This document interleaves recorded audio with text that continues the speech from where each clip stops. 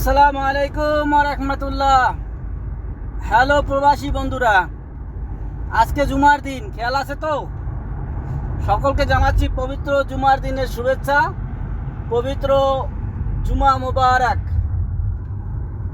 সব কাজকর্ম ফেলে দিয়ে কিছু সময়ের জন্য বিরতি নেন এবং সব কাজকর্ম বাদ দেন। সবাই চলুন জুমার নামাজ আদায় করতে যাই, কারণ আর কিছুক্ষণ পরে জুমার নামাজ শুরু হয়ে যাবে। যতদিন বাঁচবেন, প্রবাসে থাকবেন, ততদিন কাজ করতেই হবে। এবং যখন দেহ থেকে প্রাণটা বেরিয়ে যাবে, তখন না টাকা সঙ্গে যাবে, না পয়সা, না আত্মীয় স্বজন, না আপনজন, কেউ না। তো নিজেদের জন্য কিছু করুন, অন্তত নামাজটা 5 ওয়াক্ত পড়ুন এবং প্রতিটা জুমার নামাজ আদায় করুন।